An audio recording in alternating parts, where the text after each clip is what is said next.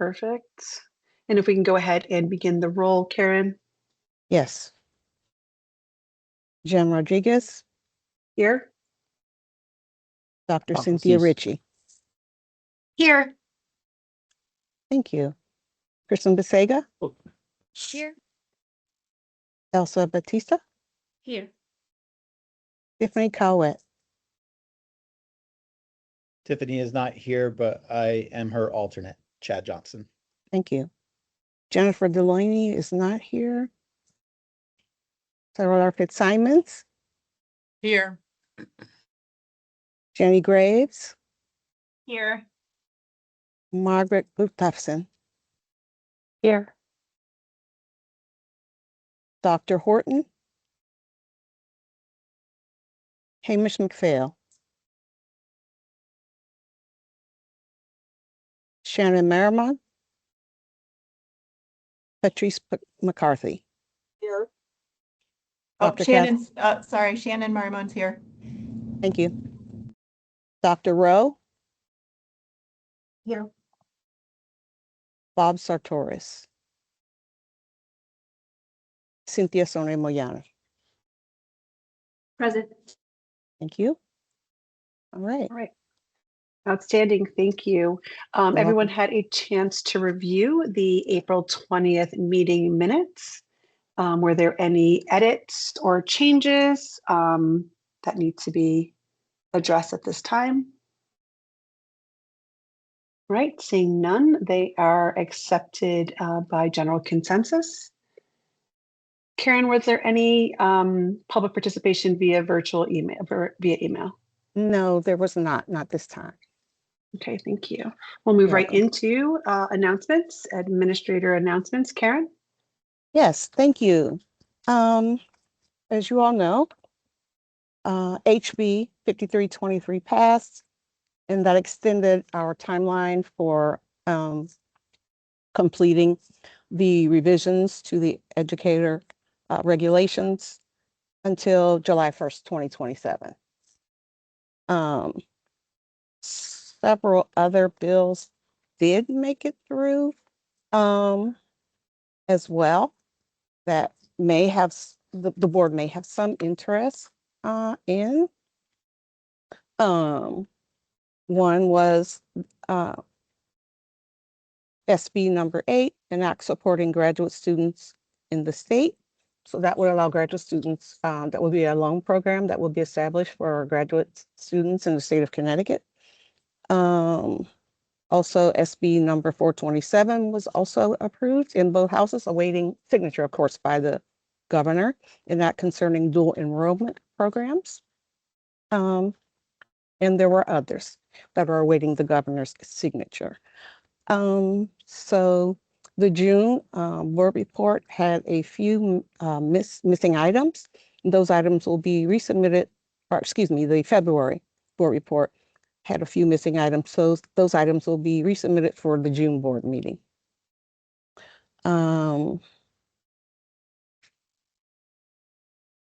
Board chair and I are working together to get the regulations entered into the e-regulation system presently. So that is ongoing work.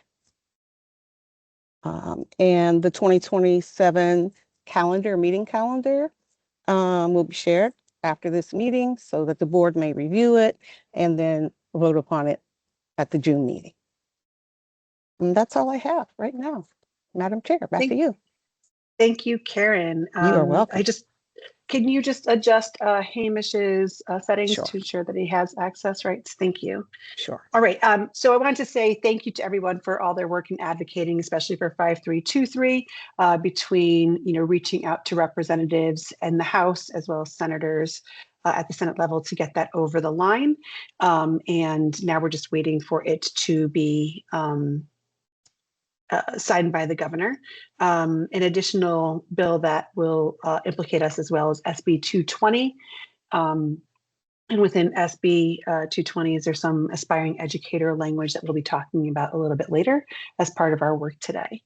In addition to that, board business, as Karen stated, we are working with representatives at the state level to ensure that we have a clear understanding on the easiest and best way to enter in the regulations and group them, and you kind of move that work forward. So we're very excited to be in that process of having 3 batches, and the batches are being put together based on parts of the regulations, the way that they're set up. So part 1 is definitions, part 2 is like general areas. And by doing them by case, it allows for, it should case 1, should the definitions, for example, have anything kicked back to the board, it doesn't hold up the rest of the regulations in the process. So by entering them in by section, it allows them to be reviewed as a section, and if anything needs to be sent back to us for adjustment or to answer any questions on, it won't hold up all of the regulations.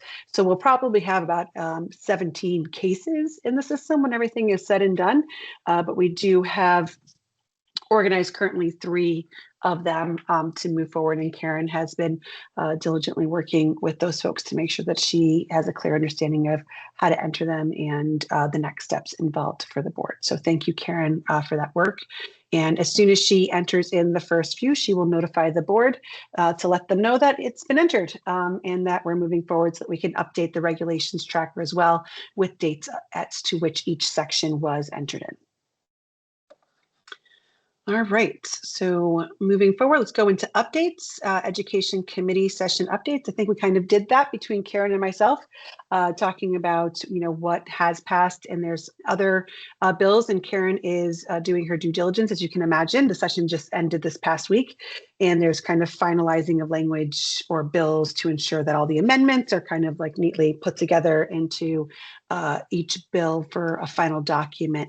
And once that's done, Karen will be reviewing them to see what areas we are implicated in, and so that we can schedule that out and ensure that we have enough time to complete the tasks should we be assigned any in legislation. All right, LPDC and SBE, we had nothing on the agenda for them this month. We are waiting the EPP working group's progress, and then we can start kind of putting that forward to the regs ad hoc, the board, and then LPDC and SBE and move them forward. And now that we have that extension, it really is very helpful to us in ensuring that, we're able to do that. That being said, a lot of the EPP work still falls under Section 14 of the Public Act 2441, which does have a 2026 due date. So we'll be hearing a little bit more from CPRO later on as to, where they're kind of seeing the work being completed on as part of their projects update a little bit later. Workforce, does anyone have any questions on those 2 before we move on to workforce? Okay, perfect. So our workforce connections, Shannon Merrimon. Yeah, good afternoon, everyone. Hope everybody had a lovely Mother's Day weekend. And we are also still trying to unpack all the excitement of the legislative session since it moves so fast and furious.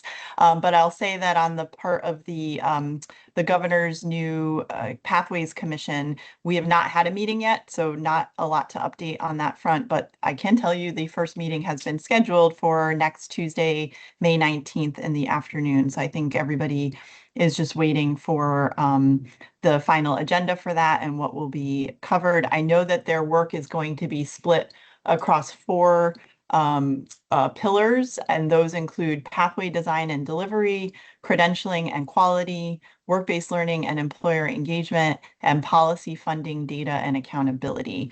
But we'll get a lot more information about how that commission is going to operate and the purpose and charge when we get together next Tuesday. On the legislative front, there's just 2 bills that we have been following a little more closely that may relate to the standards board work and workforce. One is SB 5, K-12, focused on K-12. It had a lot packed into it, but the part we were interested in was relative to AI education and career learning. And there's some language in there about teacher certification requirements as it relates to AI. And then also what was House Bill 5003, but has been passed as Public Act 2612, an act concerning workforce development and working conditions in the state. Also a ton packed into it, but when you cut through all of the language, there are two. There's a number of things related to K-12, but two that may connect to this work. One is a pilot for educator externships. So that's more in service when someone is a certified educator, different opportunities they would have to connect with the private sector through employer educator externships. And then the second is a work group to study the effectiveness and benefits of co-instruction teaching models used by public schools. So not sure that that would have ramifications on teacher certification and preparation explicitly, but could tie into the way we think about teaching and learning design models in general in our public school system. So those are just a couple of updates, and I'm sure I'll have more to share after our meeting next week. Thank you, Shannon, and thank you for sharing those additional ones for us to look deeper into. We appreciate that. All right. Does anyone have any questions for Shannon? All right. So next we have our projects. So Educator Preparation Program Approval Workforce with CEPRL. Who from CEPRL would like to give the update?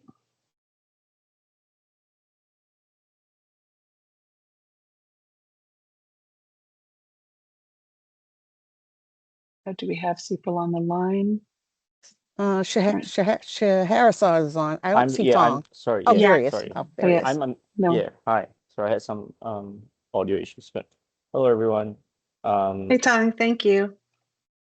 So just some updates. I mean, you will recall that last time we spoke about how the core working group came to consensus on kind of the regulations language, the standard and procedures for program approval. Since then, we have spoken a couple of times with Emma, the lawyer supporting the certification board, and she has confirmed that she's fine with our regulatory approach that we previewed last time. So we will be kind of cracking on there. So I think we're kind of in a good shape when it comes to regulations with some minor sort of tidy ups necessary. Since we spoke, the core working group, having wrapped up regulations language, has started to develop guidelines, and they have actually wrapped up developing guidelines for the majority of the program approval standards as well as procedures. There's only a couple of sort of outstanding sections of guidelines that remain. And this is, and the endorsement specific working groups, as you recall, there are kind of 10 of them that were scheduled to be up and running at one point or another. So far, we have 4 up and running. We have 3 more scheduled to start this week.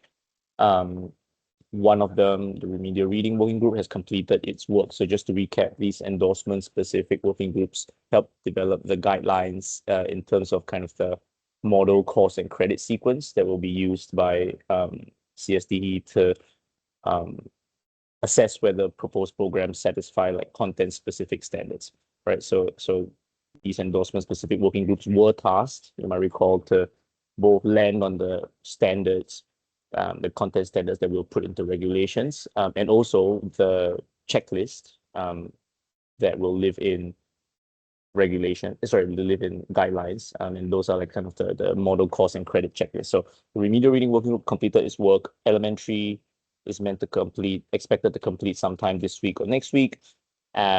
Special ed and TESOL groups are still hard at work. Each of those have multiple checklists to attend to, right? Special ed, there's like 3, TESOL and bilingual, there are 2. So for these groups where there are multiple checklists to attend to, they're taking a bit more time as expected. And then we have 3 more, like I said, scheduled to start this week. So and then we'll kind of round it off with the final 3 groups. So overall, there'll be kind of 10 groups. So just finally an update on like the provisional timing. Obviously, it's quite hard to predict, right? Each endorsement area, especially the working groups, the endorsement specific working groups. I think the core working group, we hope to wrap up kind of maybe around like July in terms of developing the last pieces of the puzzle, the guidelines for particular standards. But for the endorsement specific working groups, those 10, it's a bit hard to predict.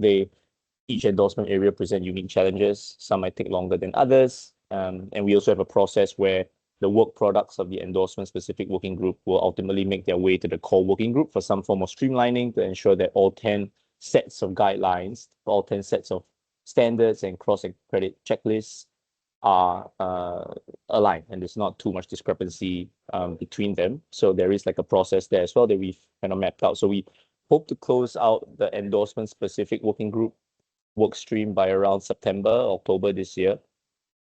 Like I said, and we're going to bring it back to the core working group. And we are hoping that full package, which consists of the regulations, like I said, which are in very good shape now, as well as the guidelines, which are, well underway in terms of development, hopefully by around November this year, to kind of bring it to the Regs ad hoc committee for review. So that's a bit on the timeline. And that's all I have. So any questions on anything I've said? Don't see any hands raised at this time. So I think go ahead, Kristen. Hey, I just want to say thanks to Tong and Sepril. They have been organizing so many meetings and keeping track of so many things, and it really would have been outside of the ability of the board, which only meets like 3 hours a month, to like organize these big groups of like getting everyone from different endorsement specific like working areas. They're, been really helpful trying to bring all the right people into the room. So I just wanted to say thank you for that, because it's a really big endeavor that they've been working on for months. So thank you. Agreed, Kristen. Thank you. I think the whole board would say the same, that they appreciate the work that CEPRL has put into this, especially those on the core EPP working group who are very aware, like Kristen, to what is happening during these meetings and how often they're having to be scheduled. So I also want to thank those who have volunteered to do this as well, because it has been a lot of meetings. I think they meet pretty much every Wednesday, right, Tong? Yeah, they meet every Wednesday, and there's kind of like homework in between. So yeah, so thanks to the members here and to the CERT board in general for your support. Yeah. So thanks all around. It's been, I think, as Kristen said, a monumental task, and feels like we're nearing the end of it, and we can move past it soon. And having some tentative dates of like the September, October, November will actually help us with our planning as well. So we appreciate that. Thank you, Tom. Thank you.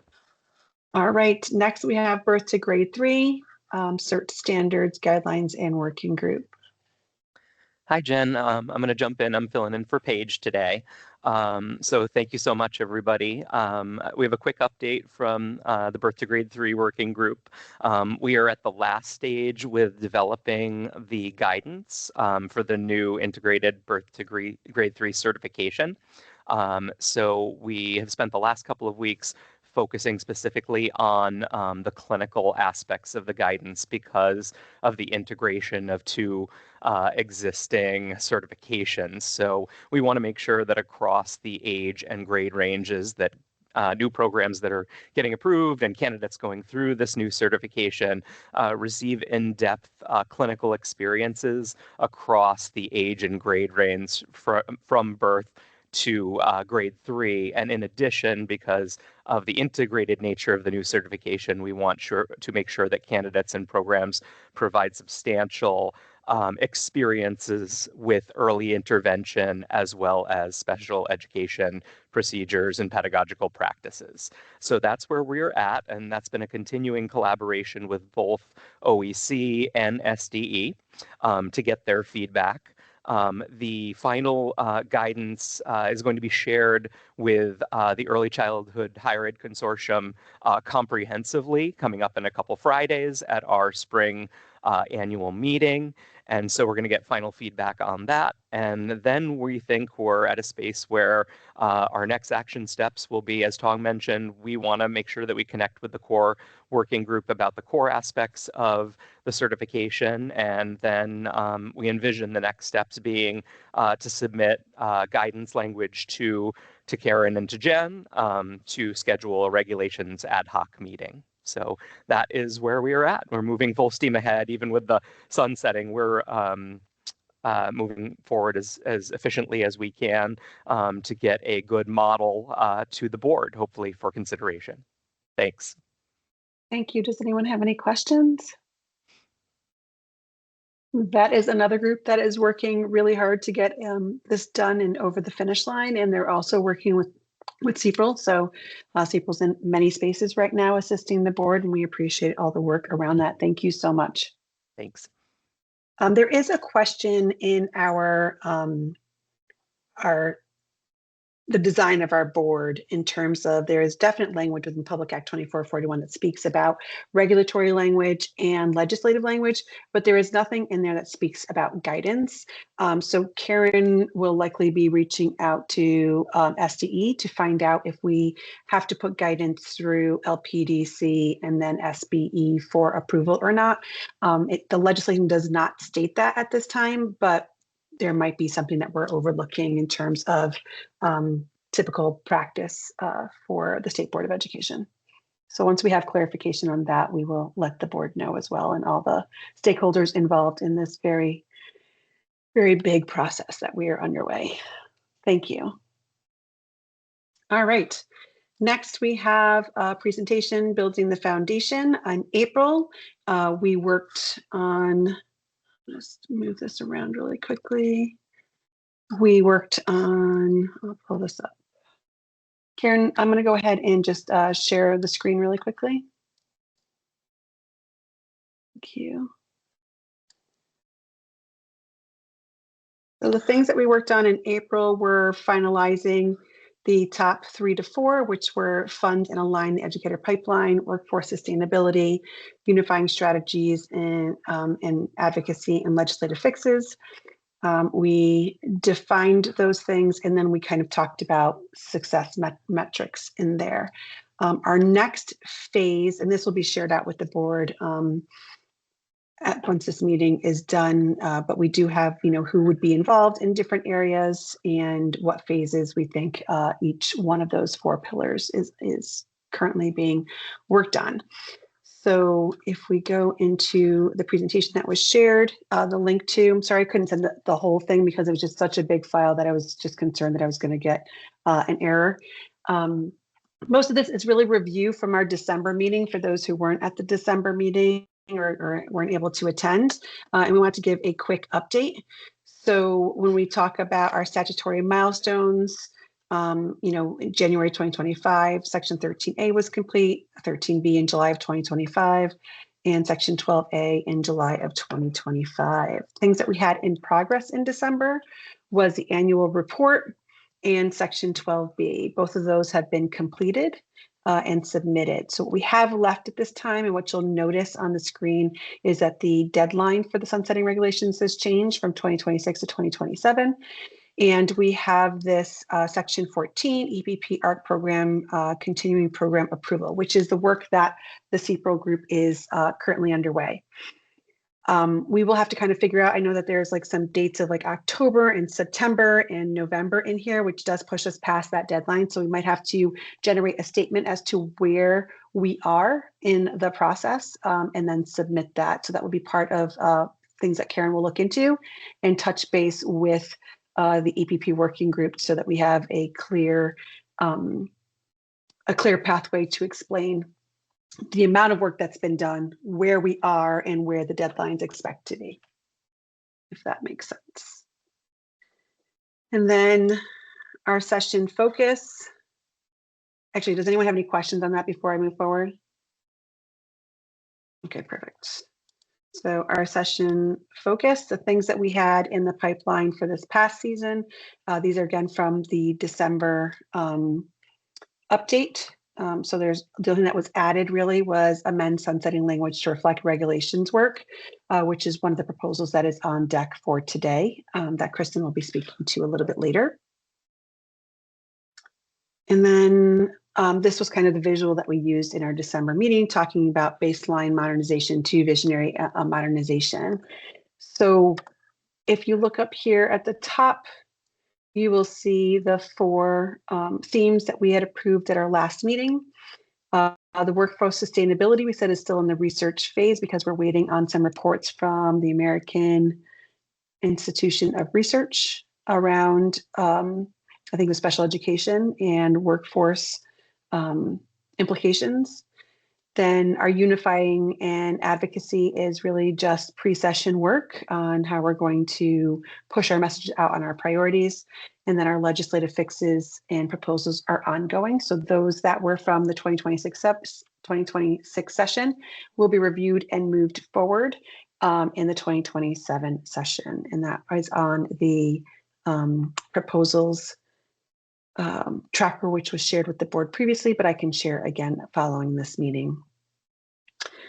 So what are we hoping to achieve? The things that we had said in April were these: to ensure a coordinated statewide strategy for education recruitment, preparation, and retention, address inconsistent funding by establishing reliable, sustainable finance support, and build a statewide system that strengthens long-term workforce development and stability, and then use data to guide decision-making. So again, this is mostly kind of review. But our last meeting, we talked about the emerging early improvements and pilot innovations that the State Department has been having underway. Dr. Gopi and Dr. Tucker did a wonderful job providing that information to us. At the top, you will see that the 6 through 16 pipeline begins in middle and high school with Ed Rising and dual enrollment courses, to college with CEA Aspiring Educator Next Gen Experience, to paid apprenticeship in their senior year and residency, and then certified teacher of record in Connecticut public schools. I've included here the timeline that has been for the growth of the apprenticeship program, and the thing that we kind of took away and why this kind of became something that the board had seen as a primary focus was because so much of it is philanthropically funded.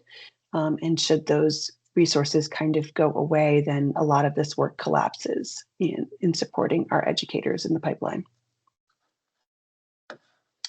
Does anyone have any questions on this? Jenny Graves, go ahead. The funds, like, why are they at risk? Why are we at risk of losing them? I think they have to apply for them year to year, and because they're a philanthropic organization, I'm not sure that that's guaranteed year to year, whereas state funding would be more a line item and supported by the state. So it's different funding, and it's not at the whim, but expected. So we wanted to ensure that we had solid funding if this is something that it's a priority for the state. Dr. Tucker, do you want to also speak to that? Yes, I just have my hand raised. Yeah. What I can share is we're still trying to decipher everything that has come about with the session closing. But one thing that is confirmed is that Teach Connecticut did not receive any funding. And we are very disappointed about that. And the private funder has already sent a letter saying that if the state did not fund it, they are not going to fund it either. And as most people know, Teach is a valuable asset, not only to our EPP partners, to our districts, and to us at the state, because they are our one-stop shop online platform to help with recruitment, career changers, and a plethora of other things. So we are very disheartened by that because it's going to really impact a lot of the work that we do. Can you share who the private funders were that now don't want to fund because the state's not funding? It's the Buck Foundation. They funded Teach Connecticut for over 8 years. Connecticut was the very first state to have Teach Connecticut. There are other states now that have Teach Connecticut, and all of those states have put line items in their budgets to support Teach. Thank you. Thank you. Mm-hmm. Are there any other questions before we move on? Jenny, do you still have a question? Okay. All right. So then we're looking at that developing modern systems for function and widespread. What we're looking at for today's work is really looking at mapping the program funding and gaps, which was already done for us at the March retreat by Dr. Gopi and Dr. Tucker. And then kind of looking at identifying what is working and what is not, and begin possible cost framing and priorities that we might have. These other items here farther down, these items are really going to require us getting clear understanding on what is legislatively out there currently, and then the ongoing work of regulations that we continue to do. So right now, my understanding is, and correct me if I'm wrong, Dr. Tucker, there is 2 million approved. You had requested 3 million, but there's 2 million approved for funding. Yes, I confirmed this morning, we have 2 million effective July 1st for apprenticeship programs. Okay, for apprenticeship programs, fantastic. Thank you. And that was not the case prior. That was also philanthropically funded, correct? No, that was ARPA funds that we used to kick off apprenticeship programs. And I will say Okay. we've had EPPs already reaching out about the funding and ensuring that it is there because they are ready to place students for the fall. Fantastic. It's good to hear. And it's good to hear that the message is getting out to other universities Yes. and coming on board. Mhm. Is there an expected increase of universities who participate in this? We've been meeting ever since February with districts as well as with additional EPPs to expand both apprentices in new districts beyond the 5 that we already have, and as well as with EPPs. And we do have, I believe, 2 or 3 EPPs that have expressed interest. Several districts as well. And districts. Good to hear. Thank you. And then Aspiring Educator Scholarship language, I think that was in SB 220 in amendment in the House level. And as part of that, it expanded who could receive it. Instead of Alliance District, they have defined Aspiring Educator to, I believe, mean underserved or subgroup categories. Yes, they did expand it beyond Alliance, which is great. However, there is language in there regarding underrepresented groups and shortage areas. And so I am seeking clear language on what underrepresented groups they're referring to, as well as shortage areas, because several people have different interpretations, but 2 different persons and organizations that I've spoken with, I'll just say it could really be detrimental to some of the work that we are doing regarding the scholarships because it may exclude certain groups. And I think I took looked at the fiscal note online for this that I think was posted today for this particular bill. And I was a little confused because I couldn't remember. It says that there is, in 2026, there was 6 million was appropriated for this and about 1 million was spent. Does that sound correct to you? It was actually 4 million and 1 million was spent.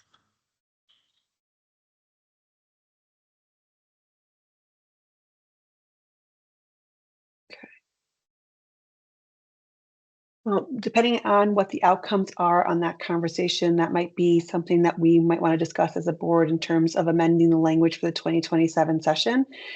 Because if it's 4 million and only about 1 million is being used year to year, we have an opportunity at 10,000 per student per year. I mean, we're looking at 300 students. Is my math right? Any math people know? We're looking at about 300 students that could have access to a scholarship and offset the cost of everything from their freshman year, if they're accepted to an EPP program, all the way to their student teaching. Correct. I think I saw a hand raised. Go ahead, Margaret. Thank you. I was just wondering about the opportunity to adjust the 10,000. I'm not sure how long that's been in place, but also with the underutilization of that amount, $10,000 per year obviously is good, but it could be better for some folks. And so as we're looking at that underutilization, that may be an opportunity to increase that amount too. Thank you. It's a fair point. Thank you. I'm just adding notes here of like places where we might need to think about language and where we might want to adjust things. So I think that was a great thing to kind of throw out there, Margaret. Thank you so much. All right, looks like we have Hamish. Go ahead. Hey everyone, I'm in transit, so you don't need to see that. But I will say, thank you to Dr. Tucker for all the work that they've done at the talent office. I think two of the things that I think contributed to some of the additional money that's left over but not spent was a fix that we had this year for the Alliance District piece of it. So having expanding the eligibility will help. I'm not sure what the numbers were, Dr. Tucker, but there were people who applied that were not eligible because of the Alliance District portion of it, correct? So Correct. now that it's Correct. widespread, Mhm. and the continued marketing. The other piece of it, which is a bit of it, I say a bit, but I mean to me disappointing, was that we in the original bill for aspiring educators, there was a portion that would have say they don't spend all the money for the aspiring educator scholarship. Some of it could be then available instead of getting lapsed or taken back by the state at the end of every fiscal year. It would get held by the department to use for talent initiatives. That unfortunately at like 11 o'clock on Wednesday got shifted away from the talent office and towards healthcare subsidies. Again, healthcare subsidies are great, love them, but I also think that the aspiring educator piece was important and connected to the talent office stuff enough where that was an avenue to invest in some of these additional opportunities that desperately need funding as well. So we'll still have to work at that as well, but that's an area where you could also continue to say, okay, if there is money left over, can we use that money for meaningful investments in the talent office? Hamish, was that the 250,000 that on usage for promotion of the profession? Is that what you were talking about there? Yes, yes, that Okay. got amended out and that got shifted over to be used for the comptroller's office for healthcare subsidies. I'll Again, not going adjust to the, non-healthcare subsidies, but I think sure, I'll yeah, adjust the presentation to reflect that. Thank you. Go ahead, Dr. Tucker. Oh, I just wanted to comment that we have really tried, but there have been to the point where there were limitations with this funding. Now that it is open to all districts beyond Alliance, I think we will see more people apply, but I still have concerns about the language with underrepresented groups in here as well as shortage areas. And when we had an opportunity to provide testimony, we did provide testimony that the 10,000 was great for tuition, but if you really wanted to do something and we had the money, how about those majoring in shortage areas could be bumped up to 15,000 per year? So it would have been an incentive for those to go into the STEM professions, the bilingual, the special ed, especially the junior and senior year, they would have received a bump in the scholarship. And my understanding is that the commissioner can define what a shortage area or a subgroup area is, correct, year to year? Yes, well, you know, we define shortage areas. We post the shortage areas every year in July.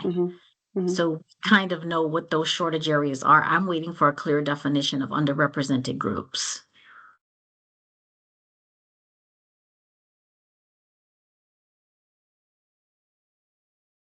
Thank you. All right, are there any other questions before we move to the next slide then? All right. Okay, next we have where? So what are the funding outcomes of the 2026 session? So I really just screenshot what was in the presentation by the talent office from our March retreat. So when we start here at the bottom, you did get the 2 million, correct? Yes. Okay, and then the 500 per year for new administrator apprenticeship programs, did that also? No. So that's a no. Okay, so new admins, 500K. National Center for Grow Your Own? No. All right, and then at the top of the right there, research study? Nope. I would say everything, yeah, research study, marketing and branding, those were no's. Teacher certification software, there's nothing funded, so we're still waiting to see how we're going to pay for level data that we are transitioning to.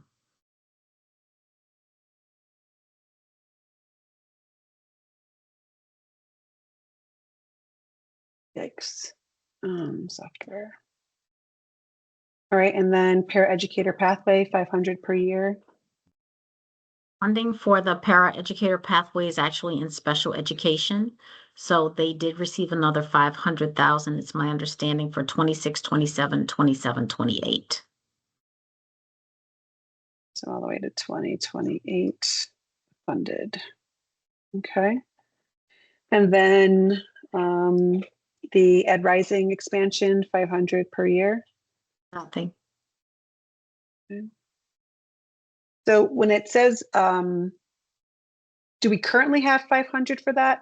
Is it currently, it's currently privately funded, correct? It's privately funded. It's privately funded through Phi Delta Kappa. The program is a CTSO, so some districts are now utilizing their CTSO funds, but we have 2 full-time state paid staff persons to run our Ed Rising program. We have a curriculum coordinator and a statewide coordinator, and they are currently paid through private funding. So do we know if we will have that private funding for the coming year, or we're waiting to hear? They were waiting to hear. We're waiting to hear. Yep, they did reapply. All right. Thank you. And then team mentor stipend increase current from 500 to 1,300 per year. Funding remained the same for team.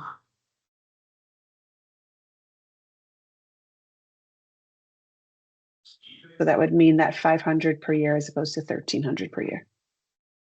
Correct. All right. And then University del Sagrado Corazon, Puerto Rico, Spanish immersion program, 80K per year. Nothing. And nothing for shortage area cross endorsement. Nothing for cross endorsement.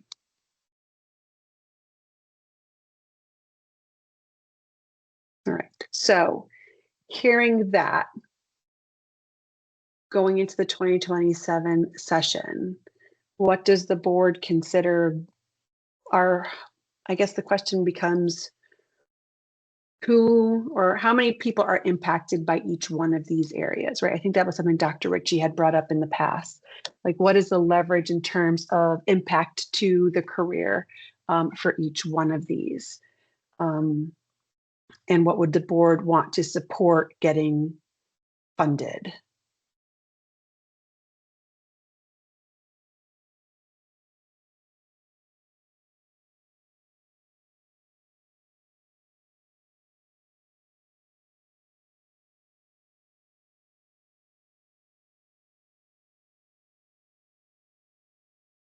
What does I'm sorry, Hamish, go ahead.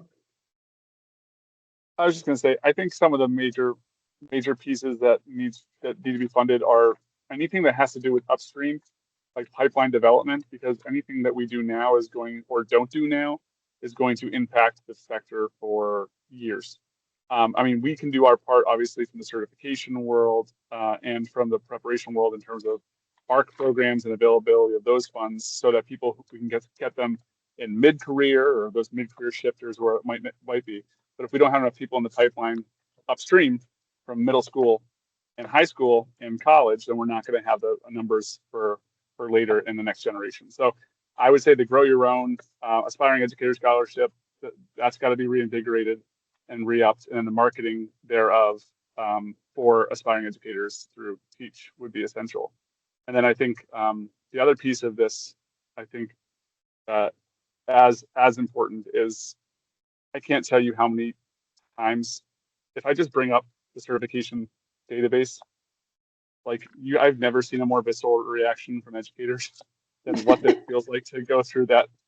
Yes. No offense to the system, but I think this was supposed to be and has been promised numerous times through the work that has been done as a really big upgrade. And I just would hate to see it's another reason, another example of educators not feeling like they're appreciated or understood, because they are working with a system that is extraordinarily slow. You know, frankly, isn't in alignment with almost any other application system. And there's a solution to it that's been built out. So it's like we're just on the cusp of this, you know. So I would love to see those as well. And then I think also incentivizing the shortage area piece is really essential too. If we're not doing anything from the general pipeline, we're definitely not doing anything for the shortage areas, which are only going to compound themselves. So I would say like those are some of the essential ones that I would want to see both either reinvigorated or invested in at the very least in that upcoming year. Thank you, Hamish. Kristen, and then Kaylin. Hamish, it's funny you bring up the software system because we had a big CEA representative assembly meeting this weekend, and that was one of the only 10 items that were brought up. And that was one of them, is that when teachers have trouble with the certification system, they might accidentally let their certification lapse. And then if you're teaching, but you don't have your certification active, it impacts TRB and retirement. So there's like, that's one that is really, it doesn't sound like it would be that important because it's just a software system, but it really does, it really will help teachers who have to keep track of so many things and keep their certification up to date. I wonder if the idea of like prioritizing funding requests, if this would be like a good survey question for the members of this board, because when we run a negotiations within our local, everyone wants things, right? So we send out a survey that, besides insurance and salary, I know you care about those, what are your top 10 things, but you have to rank them, right? And in this case, we only have, the state only has so much money. If we had to really prioritize what are the top, things in order from greatest to least for our board, it might be like a really quick quantitative survey as rank each one. And then when we are writing like legislation proposals, when we're advocating, we can be like, look, obviously all of these are important. If I had all the money, then I would give, all the money. But if that way we know what things the board has consensus on pushing for and advocating for, and we have the quantitative data to prove it. I agree. I was thinking about a survey as well for the board to fill out as part of that June work that we're going to be doing in advance of that when we're in person. So that might be something for us to go ahead and move forward with, should the board want me to draft up a survey and send them out to them. So when we get to that actions area, if somebody wants to make a motion for that, then we can go ahead and do that, get it on record, and then I'm happy to put that together and send it off in advance of our June meeting. And that'll help the leadership group as well. All right, Kaylin, go ahead. Thank you, Kristen. Thank you, Hamish. Hello, everyone. Thank you. I do want to echo what Kristen just said. From the SDE perspective, the new certification level data software system is very essential. And you made great points, Kristen, as to why, but I just want to add to that a little bit. And I know Dr. Tucker supports this as well. It's something we've been advocating for since 2023. Not only will it help support our educator workforce, keep them on top of it, have certification be the last thing that they really need to worry about and not be in danger of lapsing or impacting TRB, but also we're creating a professional journey for them. This new system will allow them to house everything in one place that's visible to them as well. Our current CECS system, if they submit a transcript, if they submit an experience form, it goes into their file, but they don't access it. Now everything is laid out right in front of them. It's clear to them where they've been, where they're going, any education that they have. In addition to that, it's going to support our public school districts. It'll allow our public HR departments, for an example, to have a view of status in real time outside of the EDS staff file. So if the districts are submitting temporary authorization, such as a DSAP, they have a hand in it. They're going to be submitting all of those district-based applications through that system. They'll be able to know who their educators are. They'll be able to verify search status and be up to date without having to wait for us on our end to answer those inquiries. And a third piece of that is it also is going to support our EPPs. Our EPPs are also going to have login credentials, access to the system. They will be able to monitor where their students are. They're also going to be able to do all their Title II reporting through this system. They'll be able to recommend for full certification for this system, as well as recommending for temporary authorizations. So it's really encompasses the entire workforce and our districts and our EPPs that contribute to it. TRB is also going to have a certain portal in this system. So it affects a lot of stakeholders as well as educators themselves. And we have also gotten vocal support from a lot of community groups such as CAPS and our HR directors and our diversity equity stakeholders as well who support this system. So I just wanted to just add to what Kristen said to that in regards to ensuring funding for its existence and continued use. Thank you, Kaylin. Dr. Tucker, I guess my question is, I know that it was a line item of 300K. Is there any discretion within the State Department of Education in terms of funding and shifting, if need be, if it's a priority for the department? And if so, when would we know about that?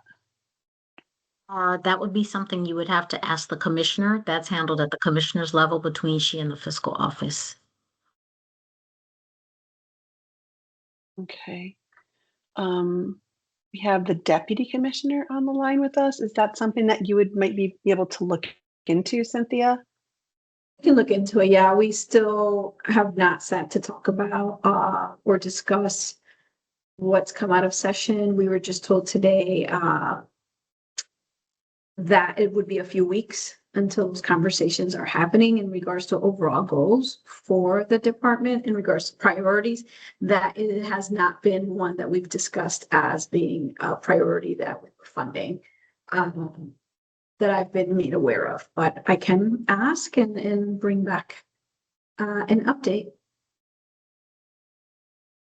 Okay, thank you. And what we can do in the meantime is we can put out that survey so that you also have that information if that is a priority for the board. And as part of another data set and conversation to be had.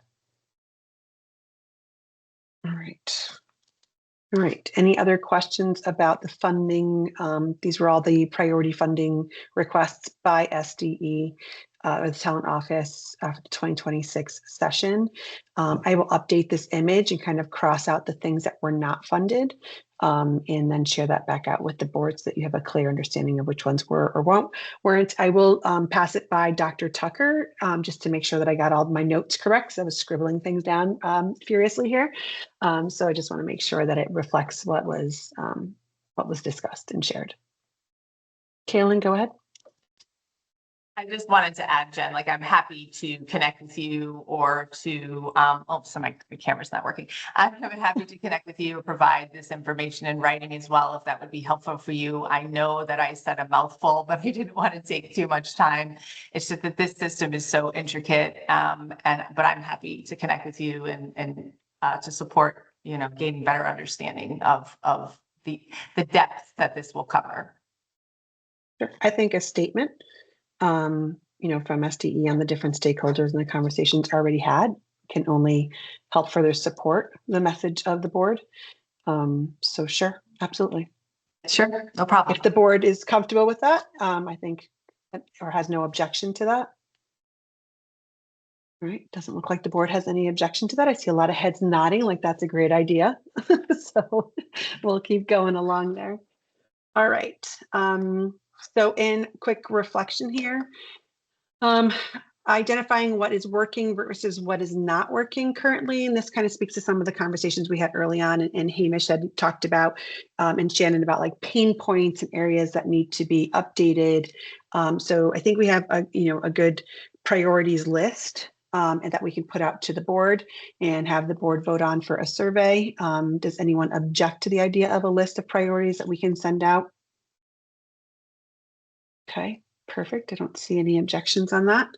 So some of the things that did come up was a federal teacher leader grant and a need to create a teacher leader endorsement step between classroom teacher and administrator. I'm going to allow Dr. Tucker to speak to this because I think there's an opportunity to gain funding that we don't have currently because we lack this endorsement in Connecticut. Thank you, Jen. Yes, we are working with a partner, National Center for Grow Your Own, on a grant right now, Teacher School Leader. And in process, one of the things that we have had many group discussions on is creating a teacher leader endorsement. We've looked at what other states have done to help to fill the gap, not just from an administrative standpoint, because that is one area that we are looking at that we're trying to address, especially at the secondary level, because that is becoming a little bit more challenging. But we're also looking at it from the aspect of we've got some really great teachers in our classrooms, and it would be great for them to be able to mentor other teachers in their building, build their capacity, and serve as a teacher leader. We understand that there are some districts within Connecticut that have that, but what we would like to see is for that to really be something that could be offered statewide in fairness and consistency to everyone who would like to take on more responsibility and serve as a teacher leader within their school and within their district. So that is one thing that we would definitely like to pursue because we think it will address two things from the teacher aspect as well as potentially those that may want to move into an administrative position. It gives you a step up first before going straight from teacher right into an administrative position. Thank you. And you said there is a grant, a federal grant that we don't qualify for as a result, correct? We do. We are working with a partner on applying for the Teacher School Leader Grant currently.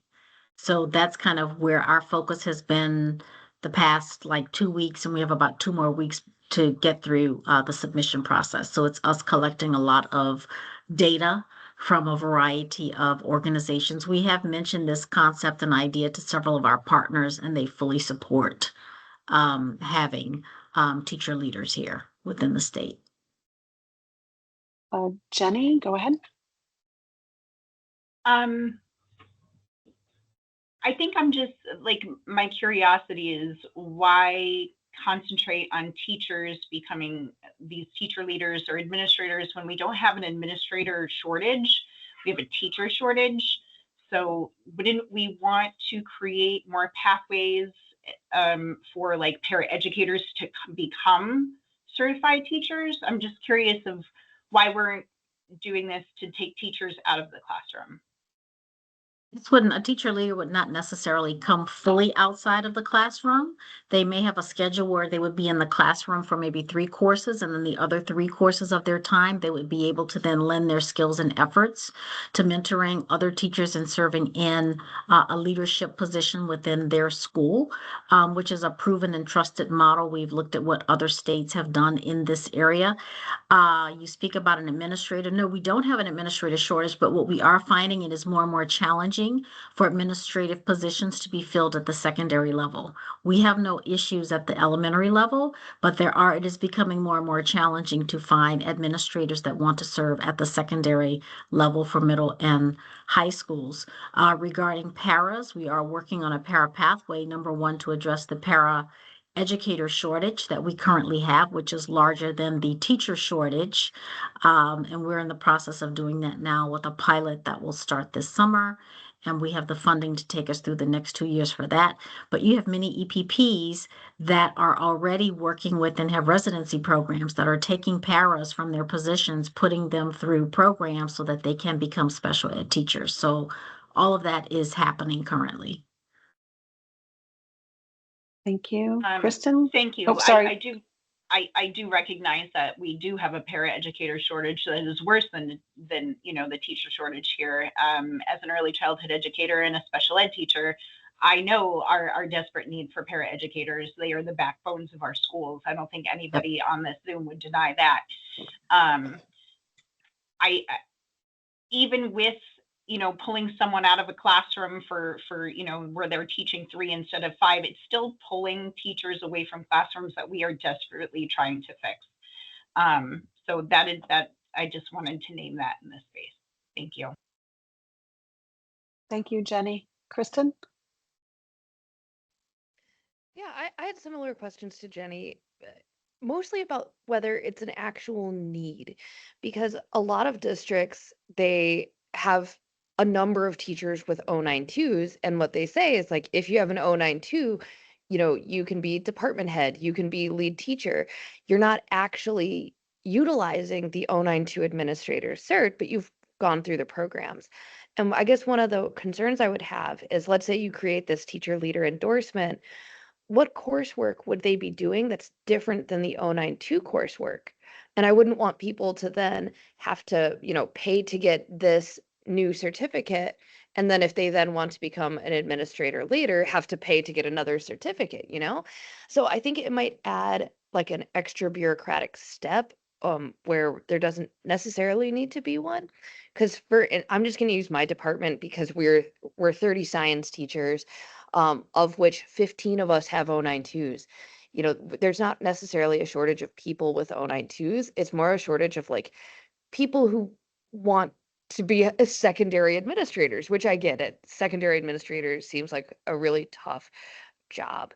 So I just wanted to put that out there that I'm not sure that creating an extra step would necessarily be helpful, because it would be additional coursework that would not necessarily lead to an administrator cert, and would not This has necessarily no qualify coursework. them. This Oh, has no so coursework tied to it. what would it It's have? no coursework tied to it. We can talk offline if you'd like more about what the strategy is, but it's not additional coursework. All right, yeah, because all the other It's more endorsements are, hands-on. It's more hands-on learning and shadowing with your administrator in your building to help yeah. prepare you if you do want to go into that administrative route. Yeah, and if it is like experiential things, could that experience count towards the internship requirement for 092? Yeah. Yeah, it's just that all the other endorsement areas have coursework, so I assumed there was a coursework component. Thank you. Makes sense. Thanks, Kristen. Cynthia? Yeah, I was just gonna say, when the department started to discuss this specific grant and priorities, we were really looking at a strong initiative that creates more of a meaningful leadership pathway for teachers who want to grow professionally without leaving the classroom. So our intent was not that, at least we didn't sit here and look at it in that manner.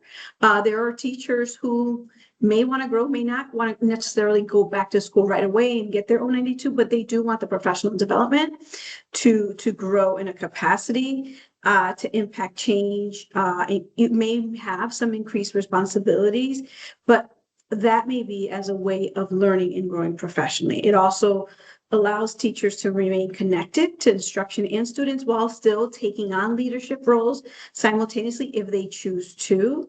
It's also a way of supporting their expertise when it comes to mentoring, coaching, which is very different than being a mentor, curriculum support, and professional learning. So when we think about some of that work that teachers do, a stipend in the summer, it really sharpens their skill set to see things beyond just one lens, but seeing the whole picture while building a leadership pipeline for schools, but not necessarily meaning they're coming out. So I thought of it more as a win-win in a way of also strengthening, because we do have a gap in our induction program as a state.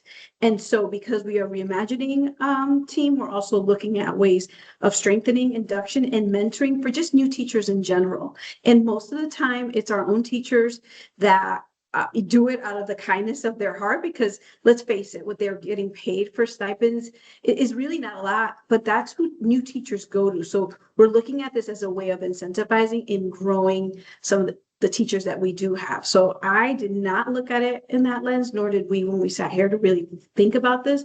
We're thinking about what other professional developments could be provided to teacher at no cost to teachers. So I just wanted to share that because we understand we have a shortage. And you're right, the para shortage is probably 3 times the amount of teacher shortage, but it still doesn't stop us with thinking about just creating different pathways for our profession to continue elevating our profession.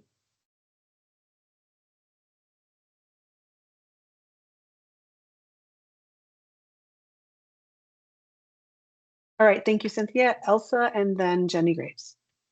Okay, let me see if I could get my hand out. Okay, yeah, you guys bring up wonderful points. I'm thinking for a seasoned teacher, this would be great to do, that they don't want to go into administration, but they still want to help out their fellow teachers. So this is something else that could give them purpose. They already have mastered their craft and now they can pour into others. I think it's great for younger career teachers and teachers, who are in 15, 20 years in, to get motivated, right? We get burnt out. So to have a colleague, not necessarily an admin, support us and give us ideas and help us, okay, I got this, another day and we can do this together. I think it's a great opportunity if there's a grant for it. So A is great for the seasoned teacher who's like, what else can I challenge myself with without having to go into the admin route? And for the ones in limbo, okay, you know what? It's tough. It's burnt.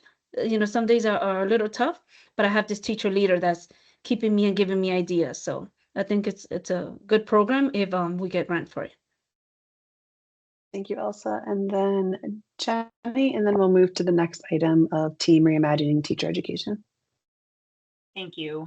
The one last comment I'd like to make on this is many of us working in education in public schools in the state of Connecticut have contractual language with connected stipends in our collective bargaining agreements regarding teacher leaders and their roles and responsibilities. So something else to keep in mind, it would not just be an endorsement, it would be how our unions have bargained that language and those roles into our contracts.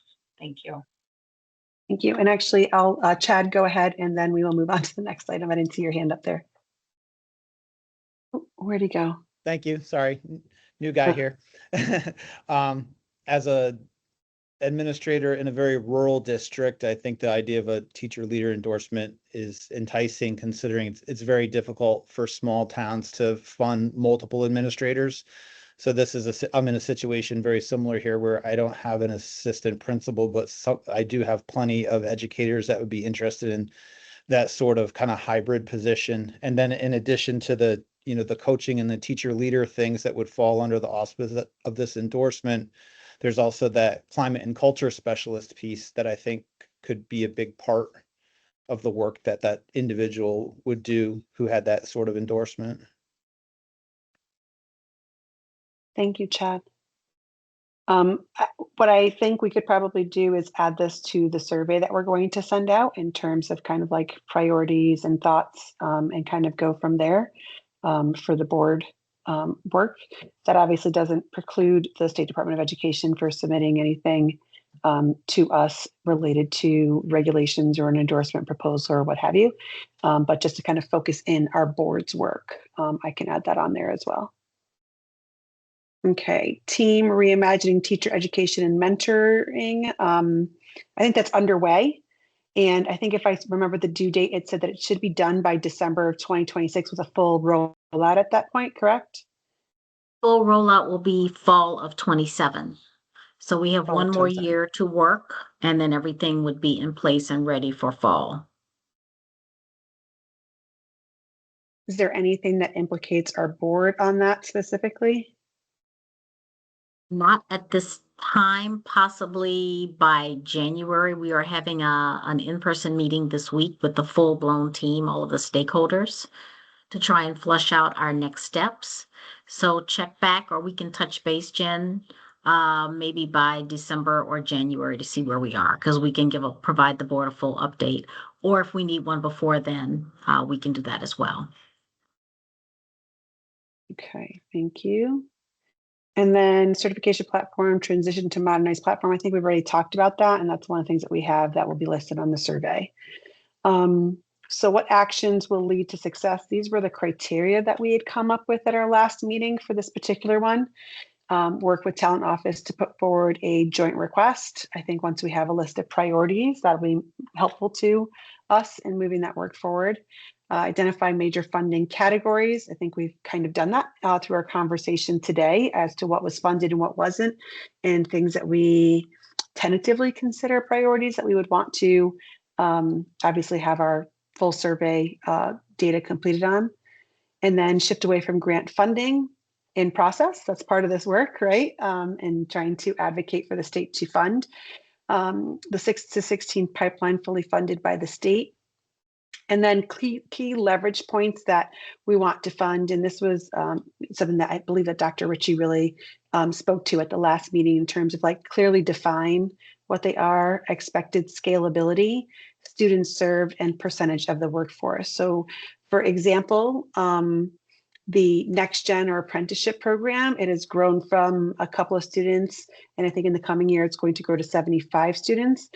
But overall, like it's a relative small percentage of the overall number of candidates that are in the system and graduating each year. I think the previous data that we had seen was that there's approximately 3,000 educators that are certified and graduate from EPPs across the state each year.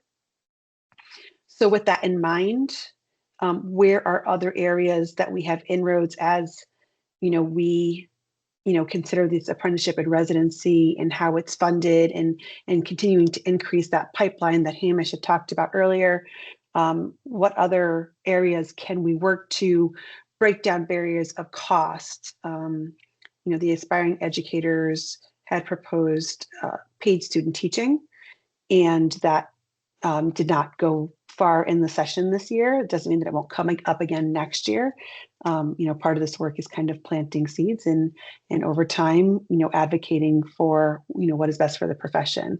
So what other areas can we see that would help with apprenticeship, residency, paid student teaching, decreasing those barriers for students?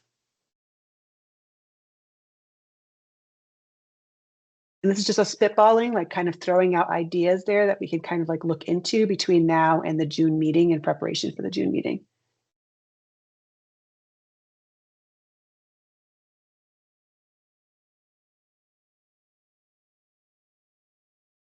I mean, one of the things that we talked about earlier was really that maybe changing the aspiring educator language and how it is dispersed to help offset the cost of educators in the system right now. And then in Connecticut, we do have free tuition at the state community colleges, right, for those first 2 years. Is there an opportunity to do something similar to that, but in that student teaching semester where they wouldn't have to pay tuition, or they would only have to pay tuition for, I think it's one class, correct me if I'm wrong, Dr. Rose, at one class that they have to take while they're doing their student teaching typically? Or Mel or anyone else from the EPPs on here? Some students take a class with their student teaching, some do not. In my program, they do take classes with their student teaching, but I'll have to defer to Lauren because she knows what all the EPPs do, but it's not necessarily common practice or a requirement. Typically, at a minimum, they're enrolled in a seminar class that's concurrent to student teaching. So that's an opportunity for them, to sort of be supported as a cohort. And then some institutions actually have restrictions against taking additional coursework during student teaching, since student teaching is so intensive and full-time that oftentimes institutions like specifically preclude individuals from taking any additional coursework except for the required seminar course. So Dr. O is correct, it's variable. Thank you. Is there an appetite for consideration of some sort of language that we deliberate over regarding different ideas to offset the cost of that student teaching semester, which is so intense because they are working full time and having to potentially take a seminar course? Dr. Rowe? So generally, in a traditional EPP program, students are taking a certain amount of credits, and the credits will count towards their overall tuition. So I'm not sure that that payment structure is going to, unless we're talking about tuition or a stipend. So I'm not really sure that I'm clear about what it is that you're proposing. But I'm just putting ideas out there to see what it is, floats. No, I know, and I love brainstorming and I love the creativity. So But I do just want to bring something up that I think is something that we do need to address. At a recent meeting, I was sharing about the legislation that was coming up on the student teacher stipend. And there was some consideration by the districts that they might not necessarily be able to accommodate student teachers if they were required to pay these stipends. So this would be a non-funded mandate somehow, or would it somehow be funded? Because based on what we talked about earlier, I don't know that there was funding for student teaching in the proposed budget. So I think that it's something we do need to kind of talk about, and kind of everything has maybe some unforeseen consequences in my advocacy of paid student teaching, apprenticeship, and residency. The districts that I work with have some concerns about the expense on the district, and also about the ROI to the district. How do we keep these students that are being supported in an apprenticeship or residency in the district? And that's another conversation, but just some things to consider. And as we talk about apprenticeship, residency, and paid student teaching, I just wanted to share that information with the team. Thank you. Okay. And I think the aspiring educator proposal had included funding, excuse me, unpaid student teaching had included funding in there. So I don't think it would have been an unfunded mandate on that end. But I do think that next gen, the way that it is set up is that the district is also on the hook for a certain percentage of that stipend to the next gen students. Correct, Dr. Tucker? Yes, they get paid the sub rate. Okay. Yep. The And then district sub rate. when they're doing their actual student teaching and like that residency level, They do not get paid unless they are an apprentice in the apprentice program. Yep. okay, perfect. Thank you. All right. Dr. Rose, your hand still up for earlier, or is that new? My hand is still up. Thank you. All right. So, definitely once we have our priorities, we would definitely look at these clearly defined expectations, scalability, students served. I think our June meeting will be a fun one, as it will be in person, and it'll give us the opportunity to really kind of hash some of these ideas out. So I challenge you all to kind of come to the table with some ideas that we can discuss around these priorities once that priority data is shared out with the board. All right, and then we have some quick reflections in here. So if you want to just take a minute to read those over, and we can kind of go over and see if there's anything else that we want to add to our notes here about the conversations and the leverage points that we want to address.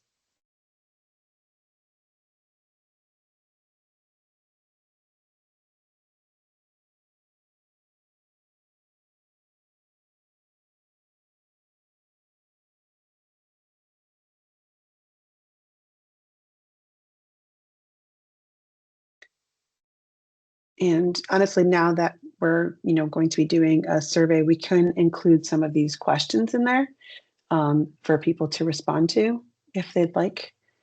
But we can also have the conversation around each one during this meeting.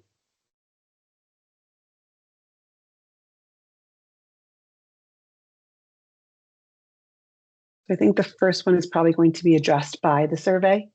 But if anyone wants to speak to that at all, otherwise we'll move on to the second one.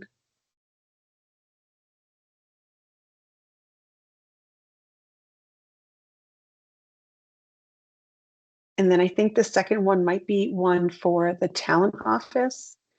Of the ones that we kind of spoke to already, which of those initiatives are most ready to scale statewide?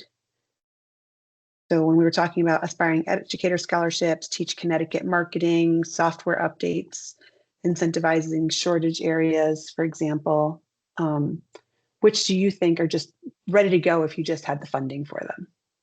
I would say number one would be our level data, our software. That's critical. That's top priority.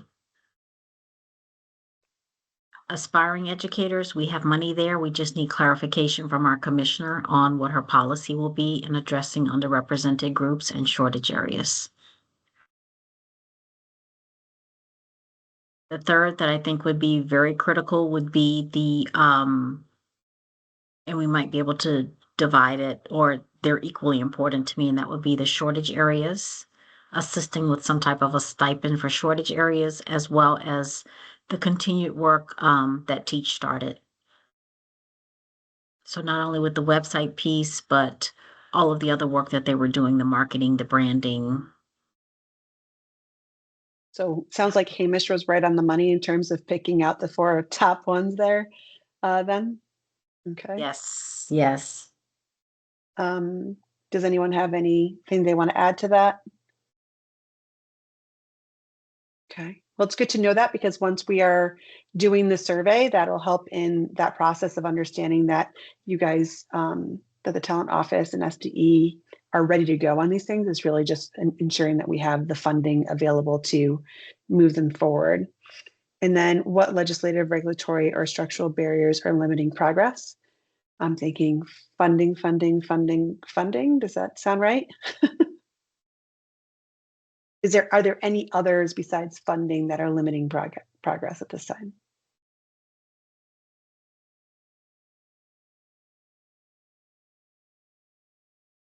Okay. And then which of these efforts are mature enough to begin shaping into permanent policy or statute for the 2027 session?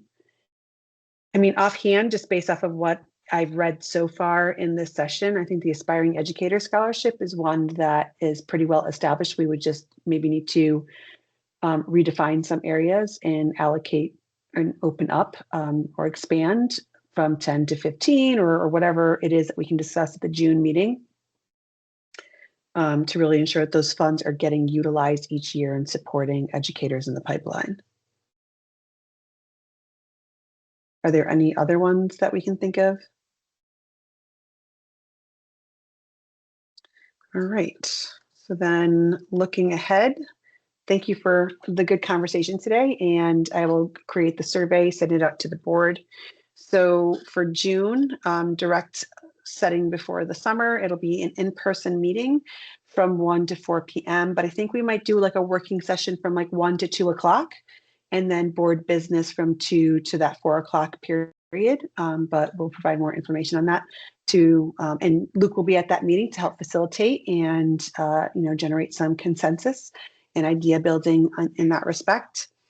Agree on the policy direction for each priority, narrow down to 1 to 2 concepts per priority, and finalize integration of new statutory requirements, confirm alignment of legacy proposals with current strategies. So legacy proposals are those proposals that have been presented prior to now or up until now as part of our work. And then complete sunsetting regulations. So the hope and the dream is that we get most of these sunsetting regulations done and entered into the system. And then July, it's going to be kind of drafting and development, likely not a full convening of the board, just like we had last year, to allow everybody some break and space during the summertime. But it'll allow the leadership team and to have some flexibility in putting proposals together and bringing them forward to the board for full deliberation, and kind of like providing that scaffolding and moving that work forward based off of our June meeting and consensus building at the June meeting. And then in August, we would review that information. And this comes directly from the draft strategic plan that the board approved at the last meeting. All right, I'm going to stop presenting.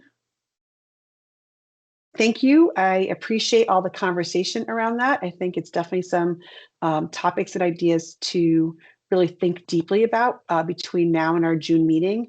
And once we have that survey data released to the board, again, I challenge you all to really think and reimagine, envision what this could look like, so that we can make some strategic changes going into that 2027 session well in advance. I do have a question for Cynthia Sonia Mayano. In terms of the governor's budget, when typically does SBE have to have, like, when does Dr. Tucker, for example, have to present all these financial asks, right? Yeah. So our agency is unique because all of our proposals have to go to the governor's budget but governor's office first and get approved there. So normally our team works on it in the summer, and by August, we send them forward to Laura, who's our legislative liaison. Okay. So just so you know, the way that it works is once they go to the governor then approves those proposals. So even if the department may initiate aligned to our priorities, what we believe the proposals should be for the year, at times it's really governed. So the time it's final approval in the governor's office. Just kind of how ours work. So it doesn't have to go to LPDC or SBE before it goes to the governor? It goes to the, we present because we don't know what the governor is going to approve. Once the governor approves our proposals, then we bring them to the state board to make them aware. So is there a way, if we are collaborating as part of this work, is there a way, a similar path for us? And then if it's approved, then we would bring it to LPDC and SBE for final approval? Yes. All right, because the way that the legislation is currently written, like any proposals, we have to bring forward to LPDC and then SBE. But if we are able to follow the same pathway, because we're working in collaboration with the State Department of Education and the Talent Office, if we're supporting and working collaboratively on these line items, would we be able to then send them with the package to the governor before we have to go to LPDC and SBE? I believe just based on how our timeline works, I would say yes, but I will get clarification from Laura. All right, thank you. I appreciate that. Okay.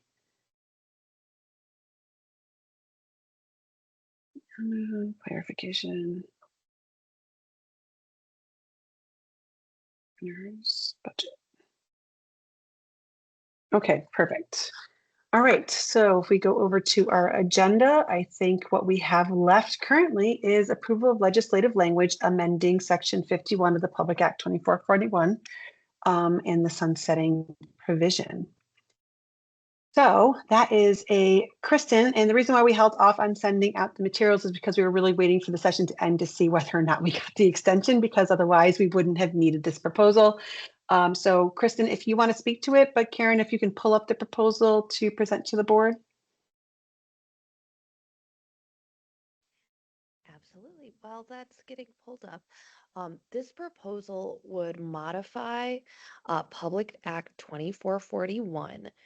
And what it would do is basically remove some of the regulations that we don't want to sunset, ones that we're writing the replacements for right now and whose language has already gone through a number of processes in order to become new regulations.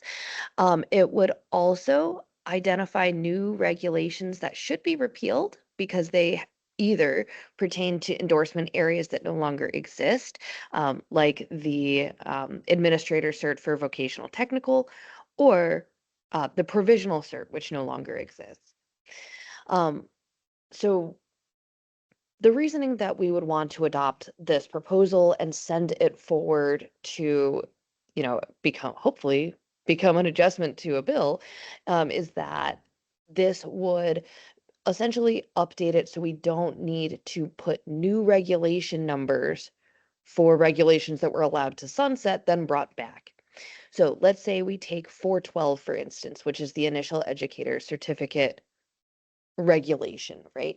If we allow that to sunset and then resubmit that same language but with modifications that bring it up to date, it would need to have a new regulations number, and that would do some really weird things to the body of regulations, because you'd have 412 has been repealed and then on some other later place have the same regulation but reworded.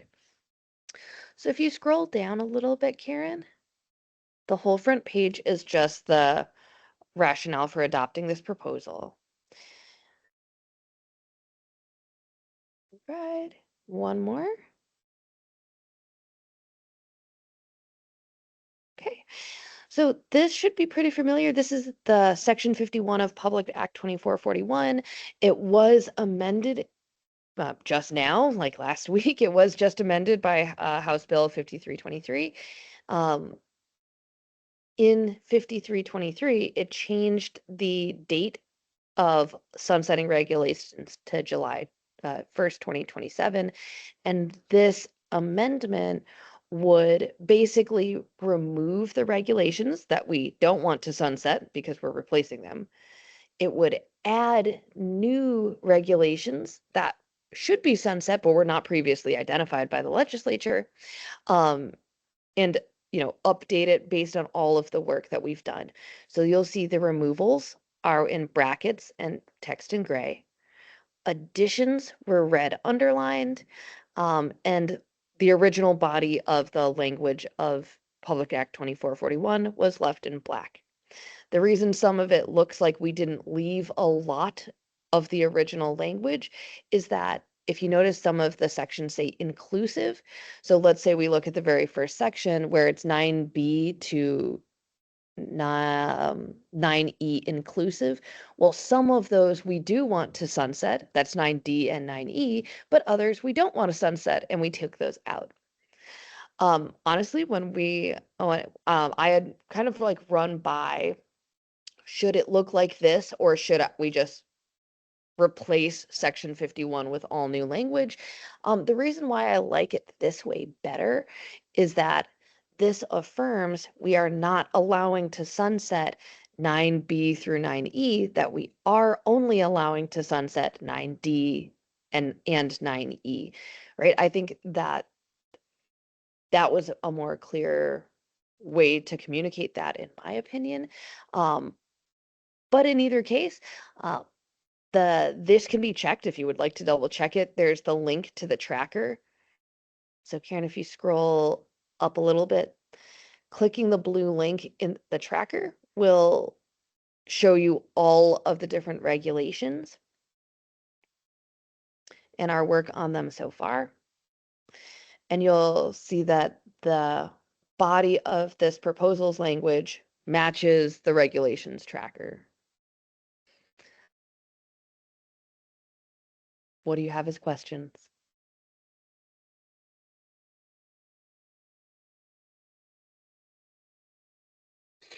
So, Kristen, this kind of came out of a conversation that was had with Representative Leeper that I think was shared at the last board meeting as well, in terms of the concern with legislatively repealing regulations effectively terminates the numbering of that and cannot be reused. And if we want to keep things very sequential in the way that they are currently laid out, we would want to preserve the numbering as it exists, but amend or replace the language of the work that we have worked so hard on. So Representative Leeper, I think, made the suggestion that in the 2027 session to put forward a piece of language that amended that portion to reflect what we want removed from the sunsetting statute and what we want kept in or added to. So this was something that was part of a conversation that was had at a lobby day, I believe. And we appreciate that conversation with the representative and the idea brought forward as a way for us to not have to jump through additional hoops of renumbering, which adds additional hurdles in the regulation process. Yeah. So is there any questions then regarding this? All right, that being said, I would cater a motion to approve this language. Yeah, Madam Chair, I move to adopt the proposal on the screen. This is Do Rose, we have second. That's Dr. Rowe, second. Thank you. All right, any discussion? All right, seeing none, we will move this to a vote. Karen, go ahead and call the roll for the vote.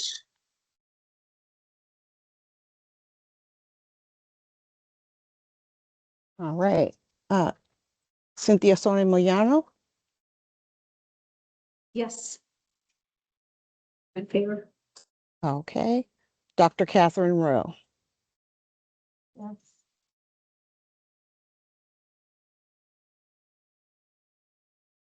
I couldn't hear you. You're on mute, Dr. Rowe. Yes. Thank you. Jennifer Rodriguez. Yes. Dr. Cynthia Ritchie. Yes. Thank you. Patrice McCarthy. Yes. Thank you. Shannon Merriman. Yes. Margaret Gustafson. Yes. Jenny Graves. Yes. Hamish McPhail. I think he had to step away. He said he was going to be coming back on later. So Okay. Sarah Lar Fitzsimons. Yes. Thank you. Dr. Mel Horton. Yes. Thank you. Tiffany Cowett. She's not today I here. think it's Chad. Okay, Chad. Yes. Thank you. Elsa Batista Yes. and Kristen Besega. Yes. Thank you. All right. And The motion has, Bob is out, absent. Bob did not answer. Bob Sartoris. I believe he's absent, but the motion carried, Madam Chair. Thank you. So that pretty much wraps everything up for what we had on the agenda for today. In terms of our next steps, what we will be doing is creating that survey for priorities, and then the results of which we will go ahead and speak with the talent office on like the scalability so that we can present all that information for each one of those in the June meeting. The June meeting will be in person. It will be in which room again? Is it the room that we typically are in Yes. on the first floor there? Conference room All right, C and D, yes. Perfect. We will have the space from 1 to 4. However, I think it would be appropriate for us to possibly have like some working time and open conversations prior to getting to decision making and building consensus later, earlier in the meeting.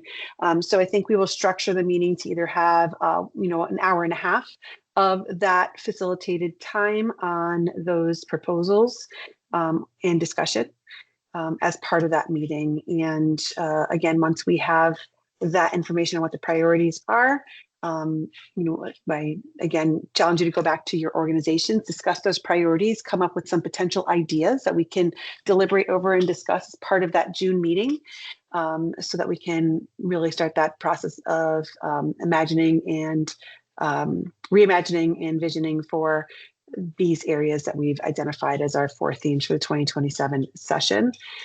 And then from there, we will continue the work. So is there anything that anyone would like to bring to the table to discuss at this time, as this would be new business, open discussion, idea generation, should anyone have any that might guide the work?